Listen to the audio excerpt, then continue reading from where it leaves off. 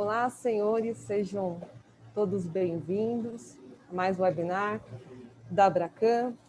Gostaria de dar boas-vindas a todos nossos associados, nossos amigos de mercado, em mais uma jornada de conhecimento, onde o tema de hoje é o edital de consulta pública 80 e os novos procedimentos para o cálculo do requerimento de capital mediante abordagem padronizada em risco de crédito RWA-CPAD.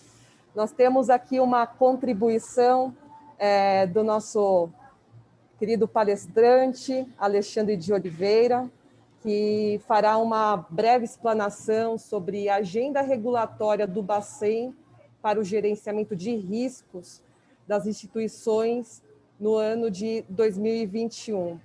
Ele que é diretor executivo da Matera e responsável pelo segmento de soluções em gestão de riscos e, além de tudo, um enorme currículo, professor no mestrado de Finanças Quantitativas da Escola de Economia da Fundação Getúlio Vargas, do MBA em Engenharia Financeira na Escola Politécnica da USP e coordenador do MBA em Gestão de Riscos Corporativos da FGV.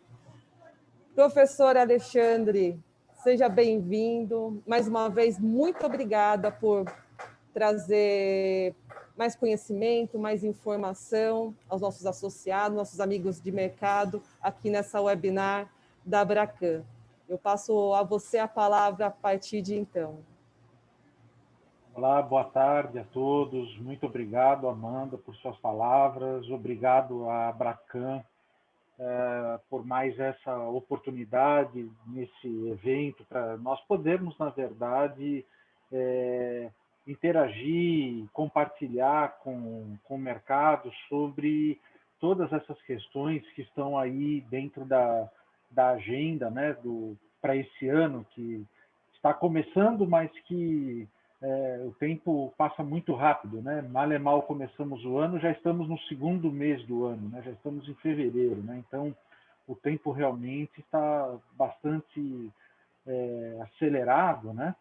Então, é muito importante, desde do princípio, desde esse primeiro momento, termos aí em perspectiva tudo o que está por acontecer, o que nós temos aí como principais milestones de agenda, né, regulatória para esse ano, pelo menos até o presente momento, né, e falarmos mais especificamente, passarmos pelos principais pontos, né, dessa que é uma das principais mudanças aí previstas nesse ano dentro daquilo que é previsto para aprimoramento do capital baseado em riscos, né, da solvência das instituições requeridas pelo supervisor, pelo regulador e pelo supervisor, no caso, o Banco Central, né? Então, o nosso principal objetivo vai ser dar uma visão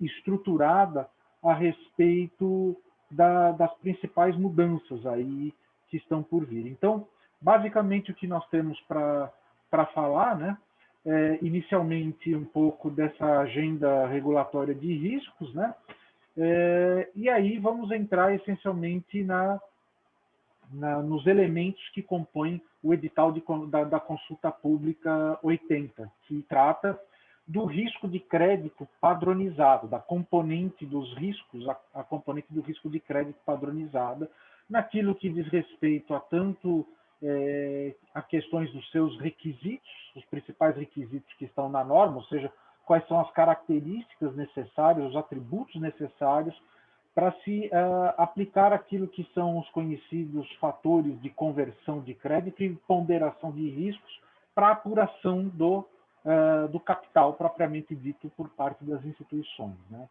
Então, seguindo já nessa linha, né, e olhando inicialmente para a questão da agenda regulatória que nós temos até o presente momento, né? Essencialmente, nós devemos nos concentrar, né, termos em perspectiva, diria assim, de que boa parte daquilo que está sendo proposto, né, e que ainda há coisas a serem propostas, ela tem como ponto de partida, né, um documento de Basileia, lá de dezembro de 2017, na qual o Comitê de Basileia ele propõe alterações, ajustes que vieram sendo tratados, vieram sendo discutidos ao longo dos anos anteriores, em função dos problemas identificados que ocorreram na crise nos mercados globais, né? Na crise de 2007, 2008, né? 2009 também aqui no Brasil, né? Mas essencialmente em função daquela crise financeira, da grande crise financeira, uma série de ações foram sendo diagnosticadas e foram sendo realizadas ao longo do tempo pelos grupos, diversos grupos de trabalho de Basileia, que culminaram com um conjunto de diretrizes a serem implementadas pelos diversos supervisores, reguladores nas suas respectivas jurisdições. Especificamente, né, nesse documento de 2017, existem aqui um conjunto de diretrizes relativas ao risco de crédito, naquilo que diz respeito tanto à abordagem padronizada, que é o objeto da nossa conversa hoje, e que ela está, de certa forma, ela está aqui materializada no edital de consulta pública 80, né? Existem algumas outras diretrizes relativas ainda a risco de crédito no que diz respeito a modelos internos, né? Mas que não é o objeto do edital de consulta pública 80, né? E ainda existem algumas outras questões relativas ao risco de CVA, no caso, o valor ajustado ao risco de crédito para derivativos com exposição à contraparte, né? Que no caso aqui do edital de consulta pública 80, ele sinaliza que será colocado uma resolução específica para tratar sobre o CVA, né, oportunamente, ele não diz ali exatamente quando, e ainda existem questões relativas ao risco operacional com a proposta da entrada de um modelo que seria um modelo híbrido, em que ele procura mesclar, ele procura juntar informações dos modelos padronizados, do tipo modelo BIA, por exemplo, com uma base interna de riscos operacionais, mas isso tampouco ainda foi colocado sequer num edital de consulta pública pelo Banco Central. Aqui em cima nós temos o edital de consulta pública, o 80, que é o objeto da nossa apresentação, né? Mas, adicionalmente a isso, também está no escopo das reformas, né, uma revisão dos atributos e dos requerimentos para a carteira de negociação, risco de mercado na carteira trading, né, mais conhecido como carteira trading ou carteira de negociação.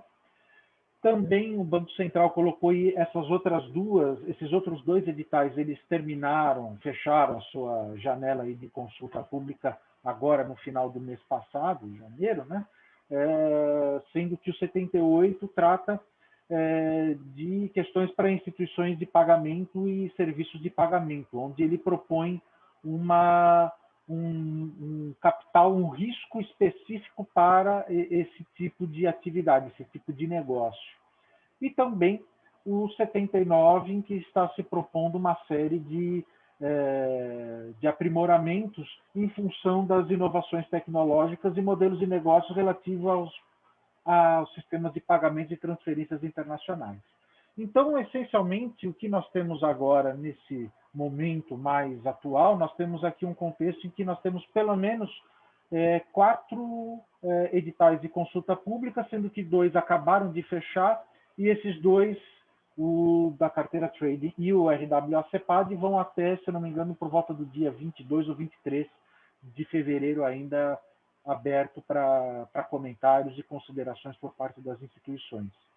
De forma que, então, nós vamos nos centrar, a partir de agora, no nosso assunto central, que é falarmos dos principais requisitos, das principais mudanças previstas aí em função do edital de consulta pública 80. Basicamente, no que consiste, qual é o escopo e a abrangência desse edital? ele é aplicável em instituições do segmento S1 a S4, e ele refere-se à proposta de resolução do Banco Central para aprimoramento dos procedimentos de apuração do risco de crédito padronizado, o conhecido RWA-CEPAD, né? Como nós vamos ver logo na sequência, existem outras categorias de riscos que também compõem o requerimento de capital mínimo das instituições. E o RWA-CEPAD é considerado, dentro de todo o report das instituições, aquele que tem a maior componente, a maior participação ou contribuição para os riscos das instituições, né?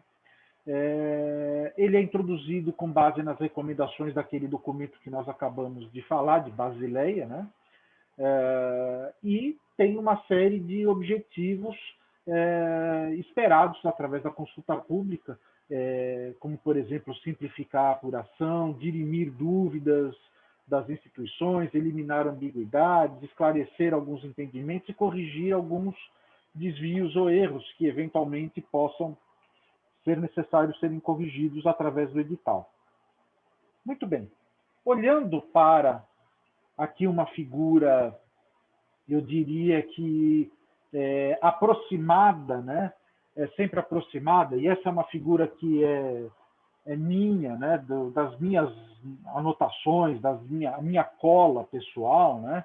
É como eu costumo considerar essa informação. Então, quaisquer desvios em relação às informações do próprio Banco Central são falha minha, né? Mas, assim, é uma forma esquemática para poder enxergar as principais normas relativas à apuração de capital baseado em riscos das instituições. Nós temos aqui, nesse ramo mais à esquerda, um conjunto de normas, sobretudo destacando-se aqui a 4192 e a resolução 4193, para a apuração do patrimônio de referência mínima em função dos riscos que estão aqui colocados nesse ramo mais à direita. E os riscos, nós vemos que eles são de crédito, de mercado e o operacional, que são basicamente as três categorias, os três componentes que demandam capital por conta de terem parcelas de risco padronizadas a serem consideradas através das suas diversas normas. Como nós estamos falando, bom, antes de entrar nesse aspecto, ainda existe aqui mais à direita um outro ramo, que é o ramo referente à liquidez com os seus indicadores específicos para serem apurados, né? Então, eles não entram diretamente, esses indicadores de liquidez, na apuração do capital, né, baseado em riscos, porque aqui se trata de risco econômico, risco de solvência, não de liquidez, essencialmente. Mas, essencialmente, o que nós estamos para falar hoje, nós estamos aqui falando dessa coluna aqui relativo ao risco de crédito, propriamente dito, né? Então, grosso modo, o que é que está sendo proposto em termos de alterações, né? Basicamente, ele está revogando as circulares 3644, propondo aqui um novo conjunto de requisitos muito próximos daquilo que é a 3644, mas com algumas alterações, e principalmente a questão de aplicação de fatores de ponderação de riscos, né? Também ele revoga a resolução 3848, que acaba sendo incorporada dentro desse novo marco regulatório, né? E a 3644, que também prevê o CVA, o Banco Central já informa no próprio texto introdutório que será colocado uma resolução específica para a CVA. Então, basicamente, nós temos aqui a supressão dessas previstas, né, dessas normas, que serão substituídas por esta resolução que virá no lugar dessas normas atuais, né? Antes de a gente entrar nessa questão, propriamente dito, apenas recordando um ponto, né? Sempre bom refrescar em algumas questões, né?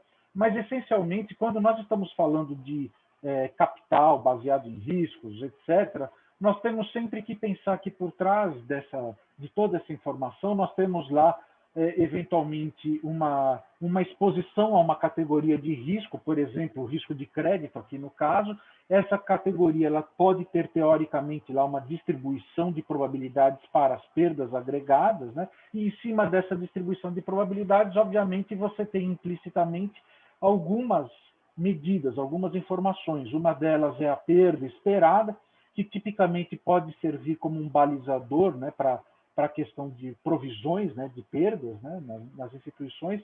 Tem também num determinado nível de confiança que vai determinar a demanda de capital da instituição, tudo aquilo que pode acontecer acima daquilo que são as expectativas, né? Então, nós temos aqui a perda chamada perda não esperada, né? Que basicamente seria aquilo que compõe a diferença até um determinado nível de confiança, como se nós tivéssemos aqui um valor em risco, né, para um determinado nível de confiança. A perda não esperada seria aquela parte do risco que, caso ele venha a ser materializado, ele deveria de ser absorvido pelo capital da instituição, né? E isso é importante porque já tem um conceito que permeia sempre as normas, né? No que diz respeito à exposição, que ela tem que ser sempre líquida das suas provisões, uma vez que elas já são consideradas diretamente nos resultados. Então, quando nós estamos falando aqui de fatores de ponderação de riscos e assim por diante, nós estamos sempre nos preocupados com aquela componente que está acima da perda esperada, né?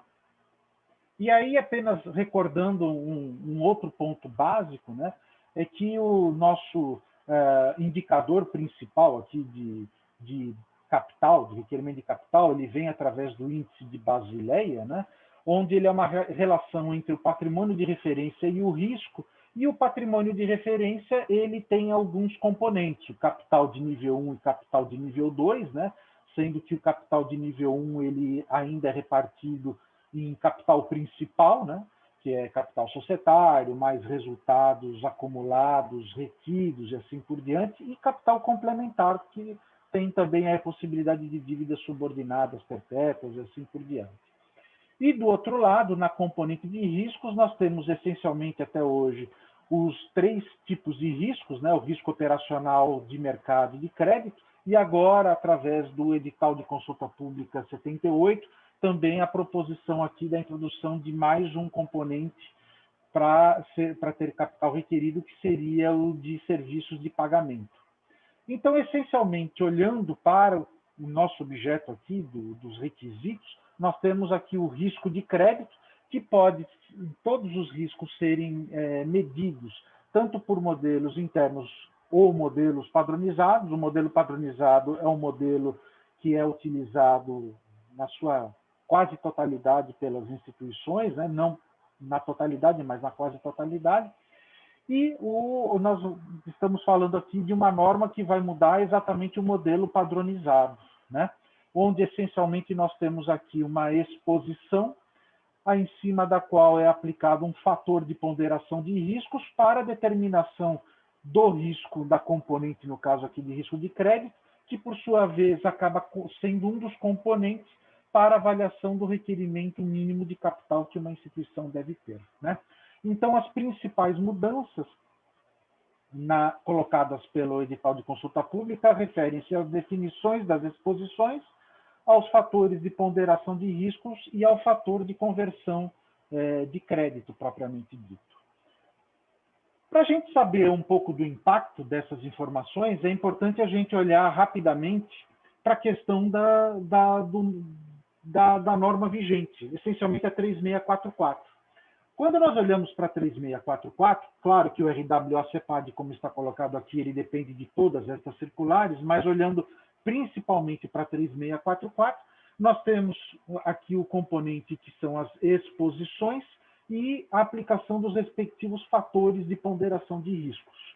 Essencialmente, aqui nas exposições, nós temos um conjunto de definições determinadas pela circular 3644 e um conjunto de critérios, de valores a serem aplicados a estas definições colocadas na norma, né, em cima das quais fatores de ponderação previstos na norma são passíveis de serem utilizados para então se chegar à componente do RWA-CEPAD em sua maior parte, né? Além disso, nós temos aqui a circular relativa às securitizações, que tem um fator de ponderação que é calculado através de uma fórmula, e ainda temos a possibilidade de uso de mitigadores em alguns casos.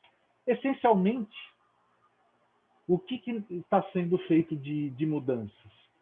Nessas mudanças, nós temos algumas questões que estão sendo alteradas em termos de definições e requisitos e critérios, né? Se nós olharmos em relação ao caso anterior, vocês vão ver que há uma ligeira mudança nas descrições, né? Em alguns casos, né?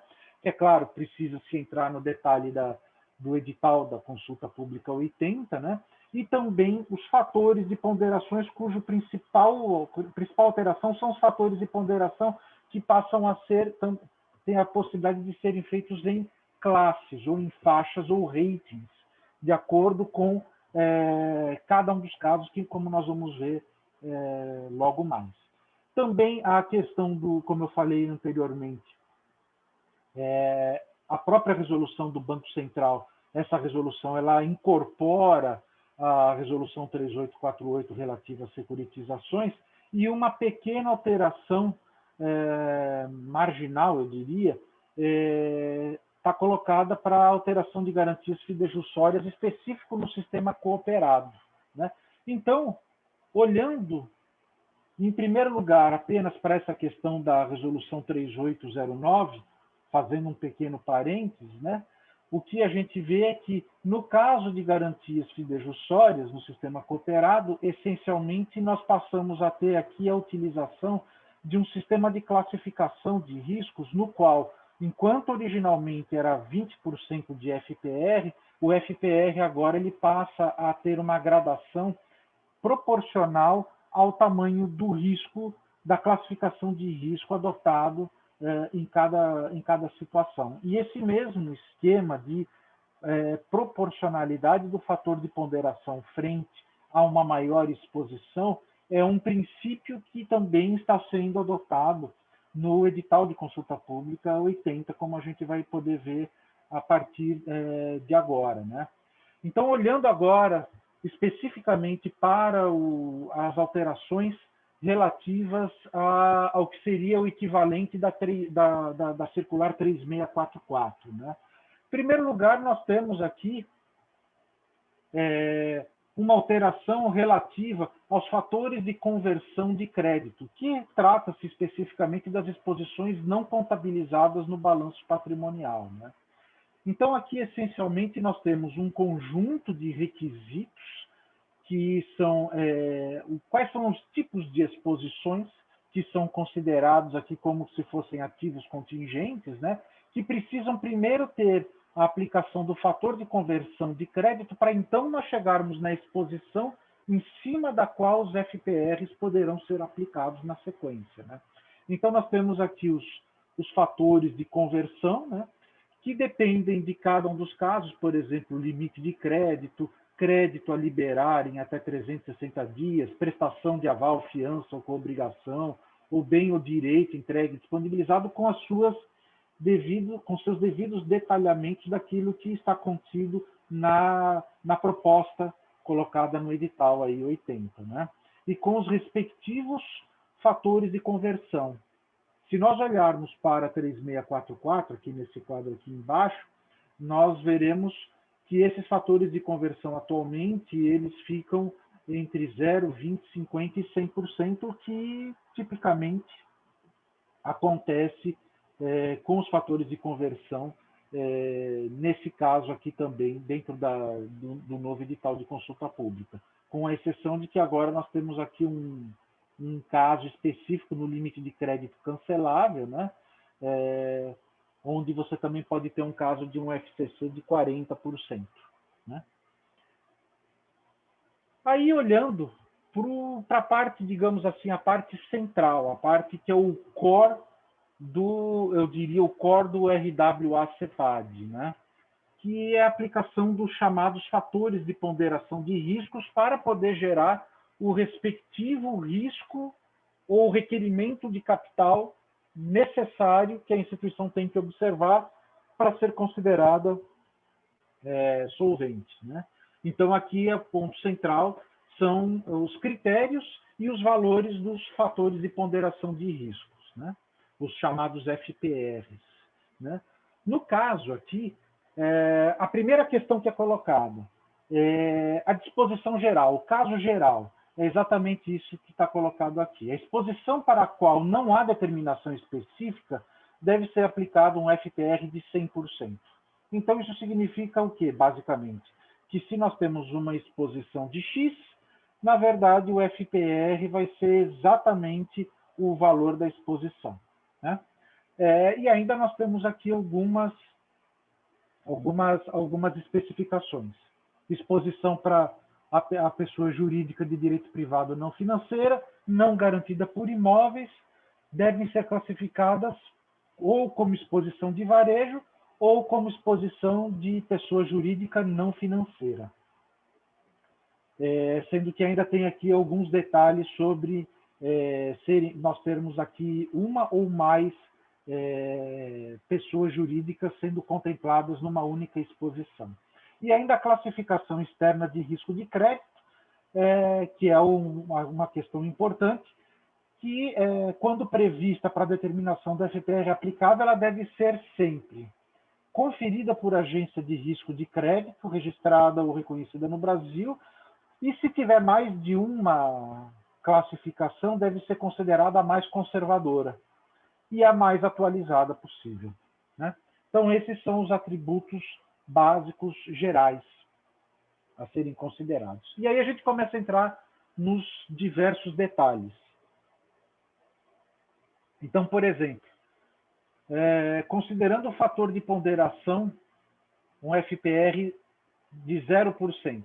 Essencialmente, nós temos aqui as chamadas entidades soberanas e os organismos multilaterais e entidades multilaterais de desenvolvimento.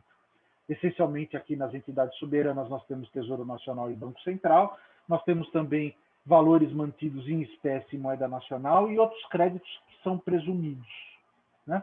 E organismos multilaterais e entidades multilaterais de desenvolvimento, que sofreu alguns ajustes na lista em relação à lista presente na 3644, com a adição de vários organismos multilaterais.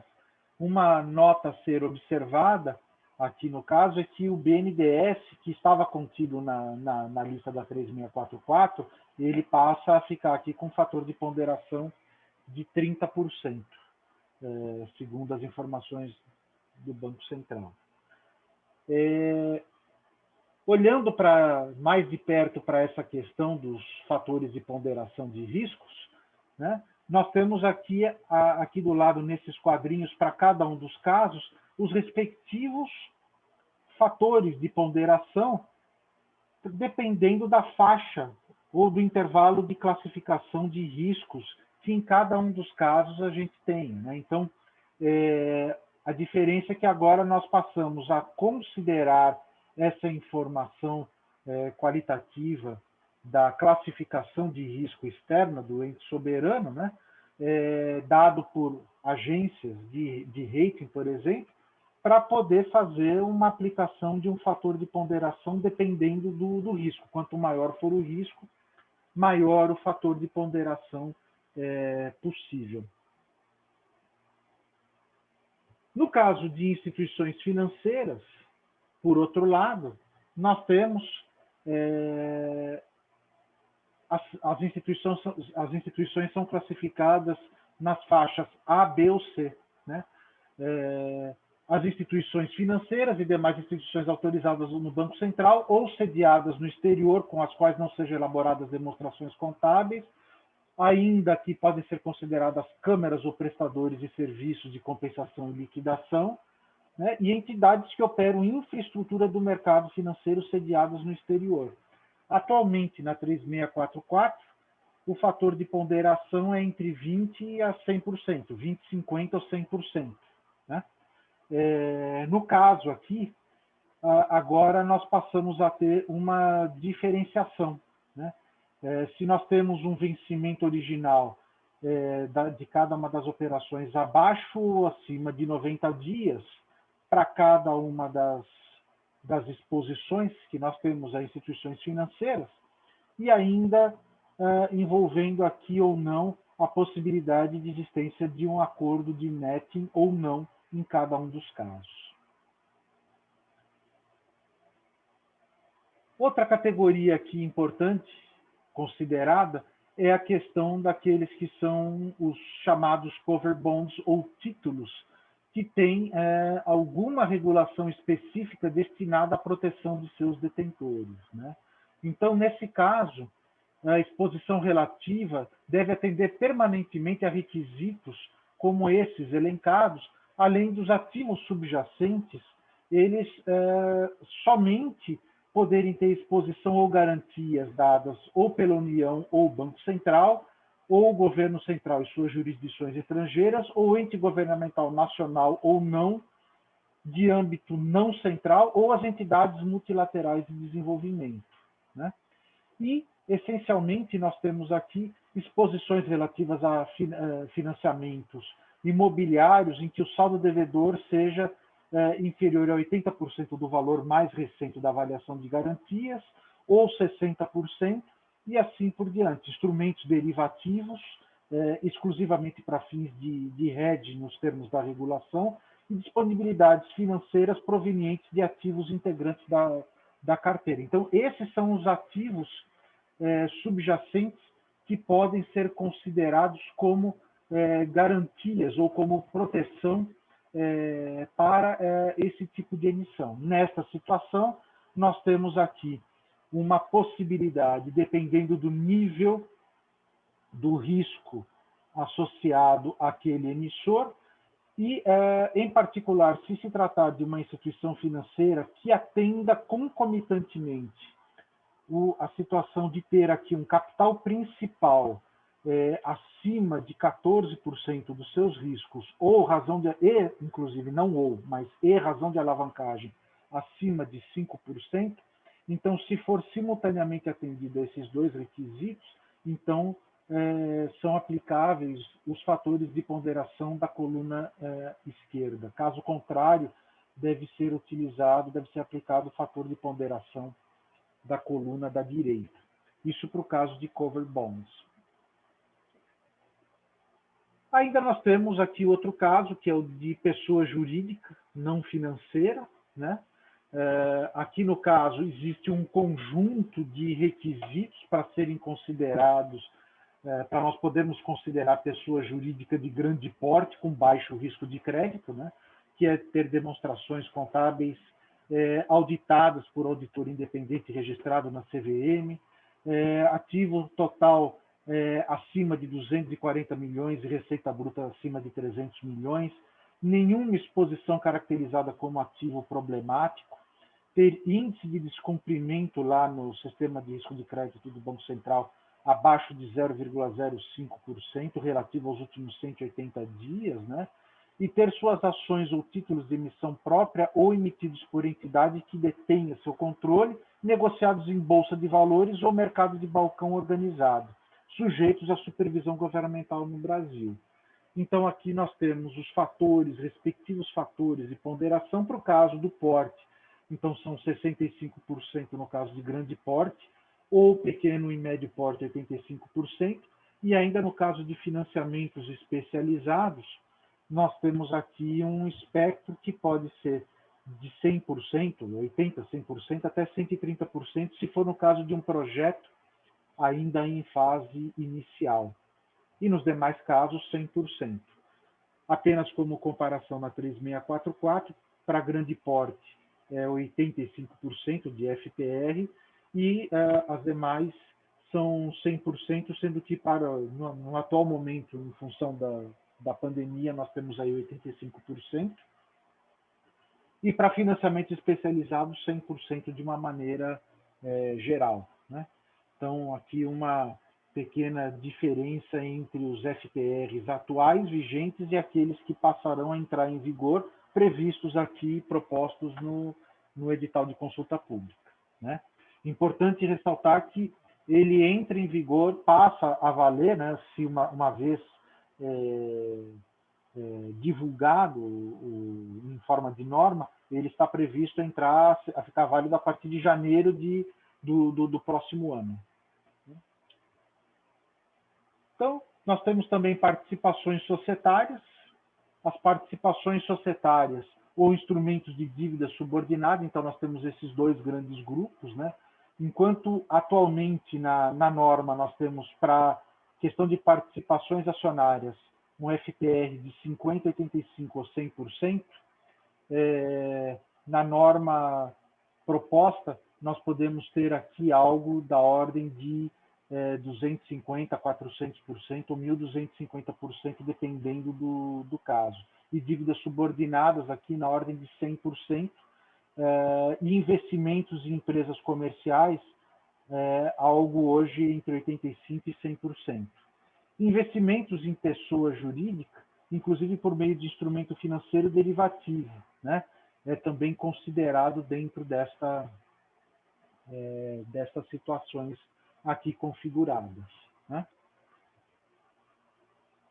Indo para outro componente importante aqui no caso, a questão do varejo, né? Nós temos aqui os FPRs para varejo, meios de pagamento e demais exposições. Hoje todos são 75%, e quem não atende a nenhum critério cai no fallback de 100%. Na proposta, tem aqui varejo com 75%, meios de pagamento 45% e as demais exposições sendo mantidas a 100%. Né? E nós temos aqui as diversas situações que podem ser consideradas como varejo, ou seja, que correspondem a produto ou serviço financeiro destinado à pessoa física ou jurídica de pequeno porte, que significa que receita bruta de até 15 milhões, ou não correspondam a operações garantidas por imóveis ou compromissadas de empréstimos e títulos e valores mobiliários, ou com instrumentos financeiros derivativos. Não excedam limite total de 3 milhões por contraparte, apresentem somatório das exposições correntes com uma mesma contraparte inferior a 0,2% do montante das exposições de varejo, e devem ser considerados os valores de operações garantidas por imóveis residenciais e efeitos de mitigação de risco de crédito, como constante na 3809. Meios de pagamento, aqui valem essencialmente questões como, por exemplo, cartão de crédito, cheque especial, típicos exemplos, né, onde constam aqui os valores ainda disponíveis de limites. Na parte relativa às exposições de crédito de financiamento de imóveis, nós temos aí já uma mudança uma proposta de mudança mais significativa. Uma das questões aqui introduzidas é a característica da operação, que tem dependência ou não do fluxo de caixa gerado pelo imóvel para o cumprimento da obrigação financeira representada pela exposição, né? Então, isso é uma das questões que diferencia a aplicação de fatores de ponderação, além do nível de endividamento em relação ao saldo devedor do imóvel, o LTV, né? E a finalidade do uso do imóvel, né? Se ele é do tipo residencial ou não residencial, se tem ou não tem dependência do fluxo de caixa gerado pelo imóvel para pagamento do financiamento, né? E também do nível de endividamento. Todos eles são fatores que entram para a aplicação dos respectivos FPRs, aqui no caso, que podem variar de, por exemplo, aqui no caso do residencial, de 20% até 105%, dependendo do caso, né? No comercial, tipicamente 60% ou acima de um LTV de 60%, vai depender do FPR aplicável ao respectivo tipo de devedor, né? Ou, se tiver dependência de receitas, então nós podemos ter aqui um FPR que pode chegar a 110%. E demais tipos de exposições que podem ser relativas a aquisições de terrenos, construções de imóveis ou urbanização de áreas para posterior revenda, que pode chegar aqui tem um FPR previsto de 150%.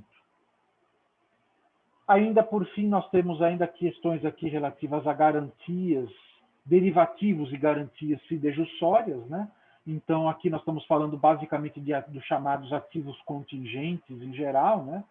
Então, nós temos aqui derivativos, em geral, que tem o mesmo FPR aplicável à contraparte, o derivativo de crédito, mesmo FPR aplicável à entidade de referência do derivativo, sendo que a questão da referenciação é uma referenciação a um conjunto de entidades que deve ser aplicado um FPR correspondente ao somatório dos FPRs respectivos a cada entidade do conjunto, desde que atenda ao teto de 1.250%. E há mais de uma entidade em que a proteção seja acionada apenas a partir de um certo número de eventos, facultado excluir do somatório dos menores FPR, os menores FPRs, em número limitado a quantidade inferior ao número de eventos de crédito. E nós temos aqui ainda garantias fidejussórias, que são basicamente prestação de aval, fiança e garantia pessoal, que também tem FPR aplicável à operação de crédito com a mesma contraparte. Ainda temos aqui a questão dos fundos de investimento, onde nós temos a questão da diferenciação entre aquilo que são posições que são passíveis de serem identificadas na carteira do fundo, ou seja, a entidade ela tem condição de ter acesso à carteira e considerar a posição como se estivesse na sua própria carteira. Nesse caso, são os FPRs aplicáveis à respectiva contraparte, e caso não seja possível abrir a carteira, identificar os ativos que tem lá dentro, ou seja, é somente possível saber o valor a partir da cota fechada, então seria o FPR de 1.250%. Ativos problemáticos. O ativo problemático ele tem aqui um fator que hoje não é tratado na 3644, mas que ele passaria a ter um tratamento de 50% a 150%, dependendo do tamanho da exposição, né? Quanto menor for a provisão, melhor dizendo, a provisão, quanto maior ela for em relação ao saldo devedor, menor é o fator de ponderação a ser aplicado em cada caso. E daí que aqui nós entramos já numa parte final, que refere-se à questão de exposições às chamadas contrapartes centrais, que são divididas, são segmentadas em contrapartes qualificadas, por exemplo, como no caso da Bolsa, né, de uma B3, por exemplo, e aquelas que seriam contrapartes centrais consideradas não qualificadas. No caso das qualificadas, basicamente, nós temos o quê? Quem que é uma contraparte central qualificada? De acordo com a definição colocada na norma, é sujeita a regulamentação e supervisão consistentes com os princípios estabelecidos no CPMI e pelo IOSCO, reconhecida como qualificada pelo Banco Central e seus sistemas sejam autorizados pelo Banco Central. Uma vez atendido a esses requisitos de contraparte central qualificada, nós temos as diversas situações, ou seja, temos operações compromissadas, com empréstimos de títulos e valores mobiliários, e instrumentos financeiros derivativos, no qual, essencialmente, nós temos aqui a incidência de um FPR de 2%, 4%, ou o FPR respectivo da instituição financeira, se for o caso, né? Se for uma instituição não financeira, então aí seria o respectivo valor da contraparte, da contraparte privada. Se nós estivermos falando de participação em fundo de garantia mutualizado, seriam 2%. Ativos de titularidade própria disponibilizados como garantia em favor da contraparte central também segue a mesma estrutura das compromissadas em geral, né? Assim como se for bem ou direito entregue ou disponibilizado por cliente, exceto quando a instituição não assume quaisquer tipo de obrigações, incluída de reembolsar o cliente em caso de inadimplimento de terceiros.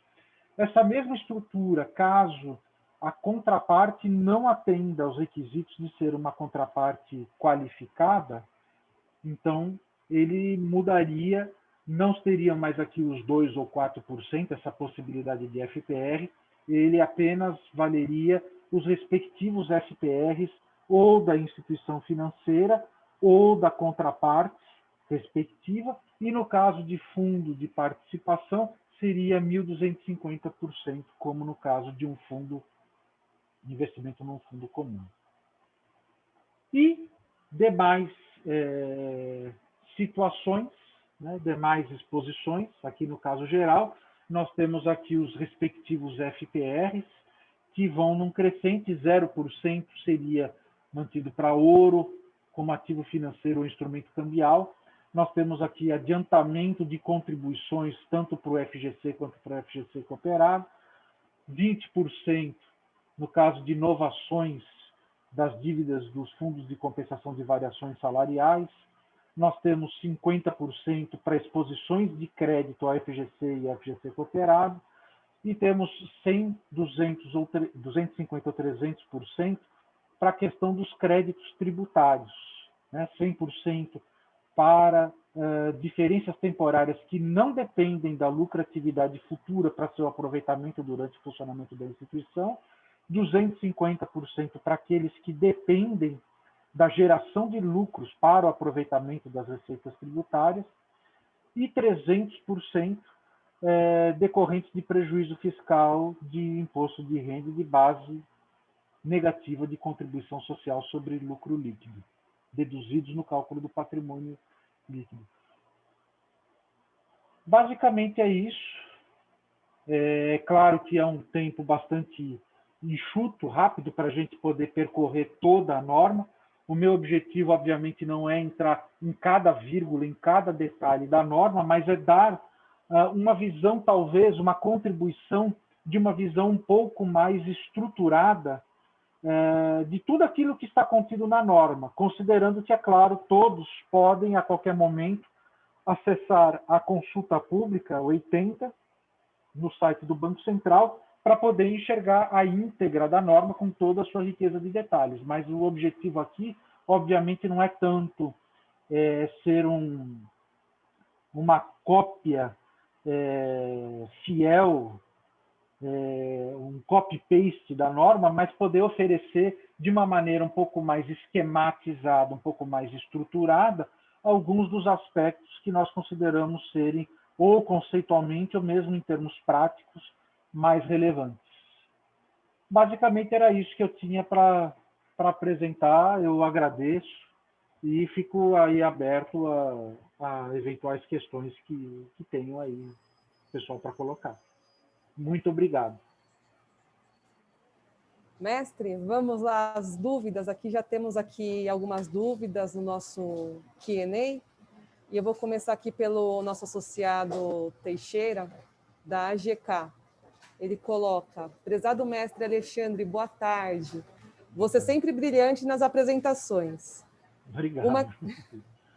Uma questão. Considerando que estamos em uma corretora de câmbio do grupo S4, você vê muitas alterações? No meu ponto de vista, não, pois as corretoras têm como risco de crédito as contas correntes, moedas nacionais, e contas correntes em moedas estrangeiras, bancos, e o conta a receber. Considerando também as aplicações financeiras em títulos privados ou fundo de investimentos. Então, bom, em primeiro lugar, muito obrigado, Teixeira, por sua pergunta e suas considerações.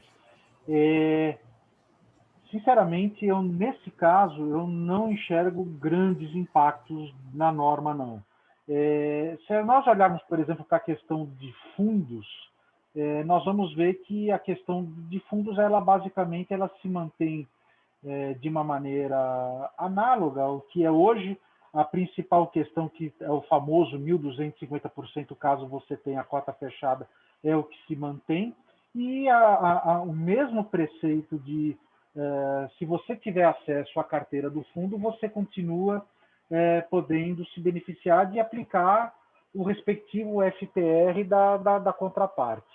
E olhando para a natureza da sua operação, eu entendo também que ela continua caindo basicamente em uma parte que são títulos públicos, que tem um FPR nulo, e também você tem a questão, bom, contraparte central, também não há grandes mudanças, talvez aqui uma questão possa ser esse 4%, eu não me recordo hoje se é só 2%, ou se tem alguma variação em relação, tem essa possibilidade do 4%, mas eu acredito que não.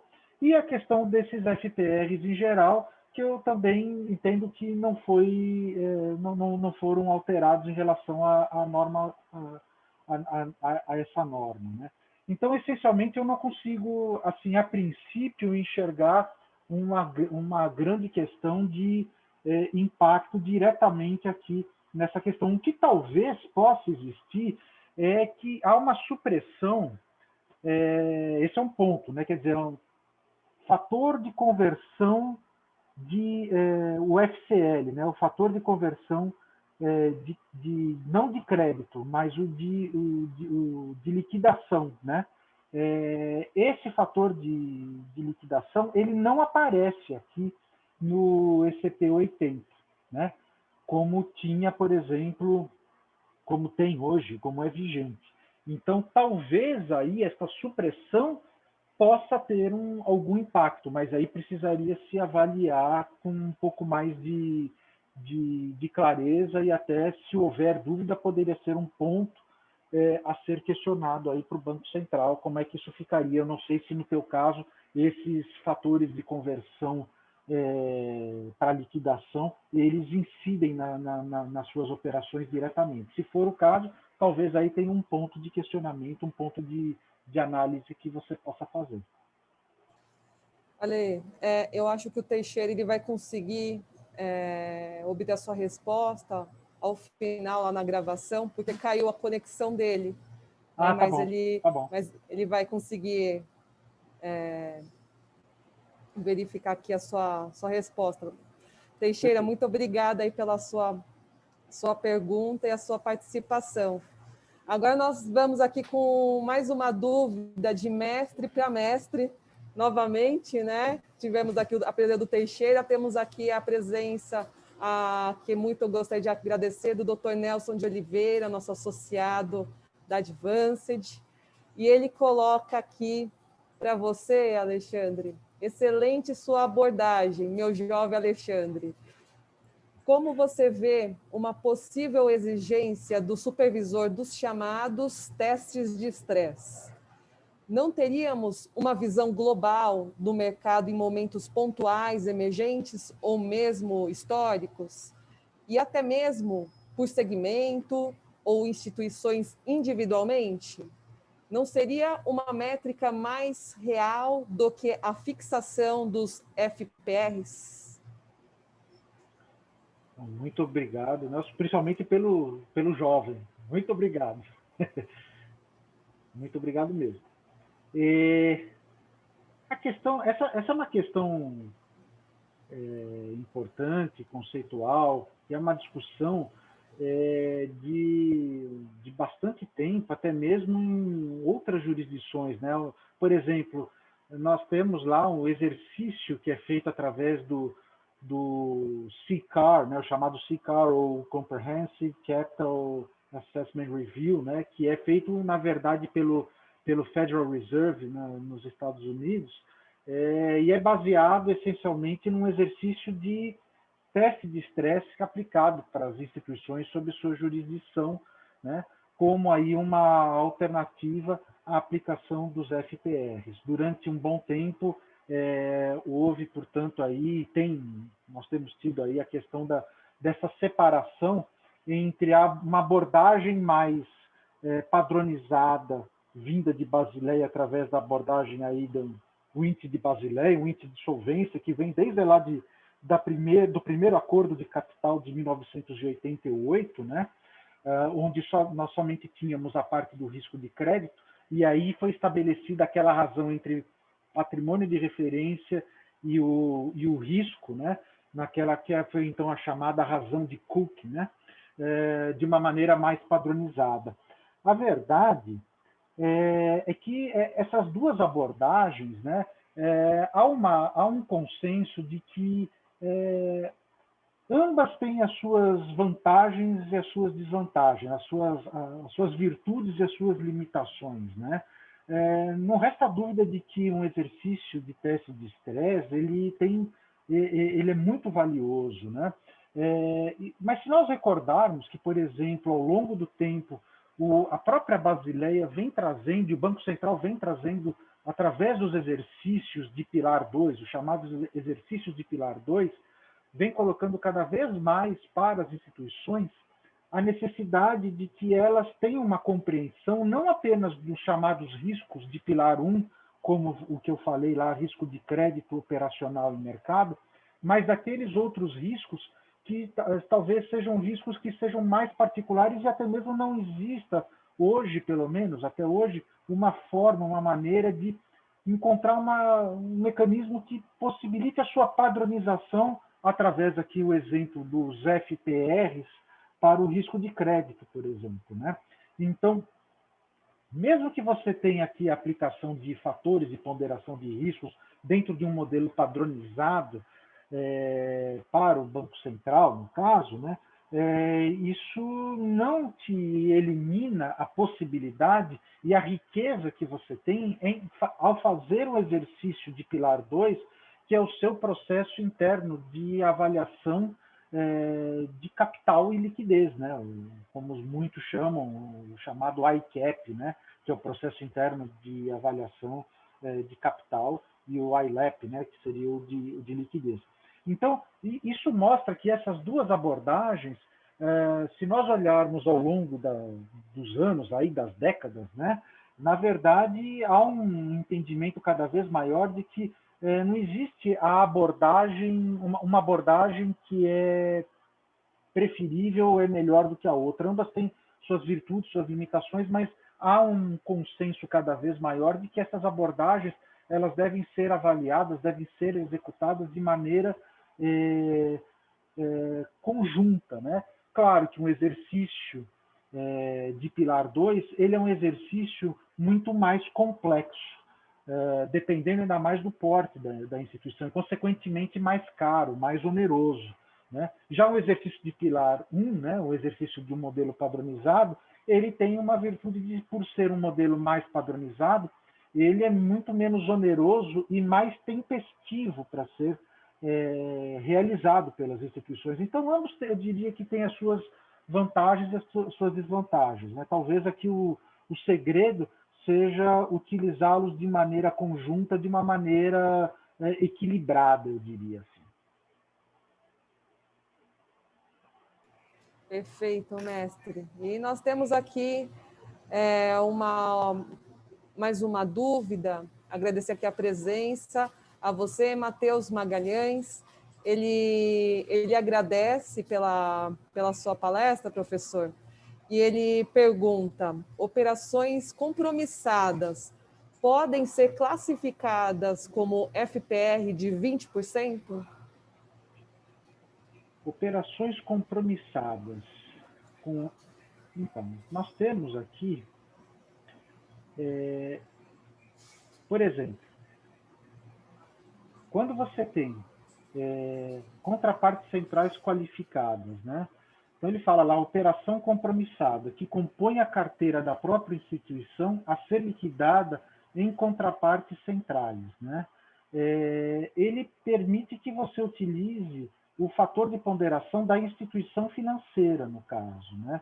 Então, se ela não for uma contraparte central considerada qualificada, ela vai entrar com o fator de ponderação de uma instituição financeira, que vai ter lá as suas diversas possibilidades, né, dentro daquilo que está previsto, como eu apresentei aqui, por exemplo. Nós temos, por exemplo, aqui, de instituições financeiras, né? Então, por exemplo, nesse quadro, nós temos instituições financeiras com categorias, então, operações abaixo de 90 dias, dependendo da classificação de risco, e existe um conjunto de questões que devem ser observadas, isso é importante ser colocado, né? existe um conjunto de critérios para se poder fazer a classificação, e quem tem que fazer a classificação é a instituição que está fazendo a apuração, né? Tem que observar, por exemplo, questões como razão de alavancagem da instituição, o índice de Basileia, os índices de liquidez da instituição e assim por diante, para poder, considerando também aqui a questão de prazo, acabar enquadrando como sendo de 20%, porque está na categoria A. Caso contrário, ela vai ter aí, no meu entendimento, a possibilidade de ter aí um FPR superior a 20%. Mas vai depender dessa classificação do risco nessas categorias, A, B e C, essencialmente. Professor, vejo aqui que todas as dúvidas foram elucidadas, e nós, aqui da Abracan, agradecer imensamente por mais uma colaboração do professor e também da Matera, nessa parceria de levar conhecimento e mais informação ao nosso mercado. Professor, excelente, como sempre, né, em todas as suas apresentações. Mais uma vez, muito obrigada, professor. Eu que agradeço você, Amanda, pela moderação, agradeço a Abracan pela oportunidade e agradeço a todos que puderam comparecer e aqueles que não puderam comparecer, que vão ter ali acesso ao vídeo também. Agradeço os meus contatos, como eu já mostrei, e vai estar na apresentação que eu vou ceder para vocês, poderem circular entre os participantes, né? Que necessitarem e quiserem conversar mais a respeito. Eu, como eu já disse nas outras ocasiões, estou sempre aberto, disponível, interessado em poder compartilhar e conversar a respeito, até mesmo porque sempre tem aqueles casos que podem ser um pouco mais duvidosos, que a gente precisa pensar um pouco, então é muito importante ter essa riqueza da diversidade dos tipos de negócio para ver como que as regras devem ser aplicadas da melhor forma possível. Eu agradeço a vocês por mais essa oportunidade. Professor Alexandre, nós que agradecemos imensamente, os elogios não param de chegar aqui dos nossos queridos participantes, tanto é que a Adriana De Luca, muito obrigada, Abracan, e professor Alexandre, pela brilhante apresentação, além dos nossos queridos participantes, agradecendo e enaltecendo muito por toda a explanação, professor. Mais uma vez, nosso muito obrigada, e eu desejo a todos um ótimo final de tarde, espero vê-los no nosso próximo webinar. Obrigada, professor. Um abraço para toda a equipe da Matera. Obrigado a vocês também. Até mais. Até a Tchau, próxima. pessoal. Até.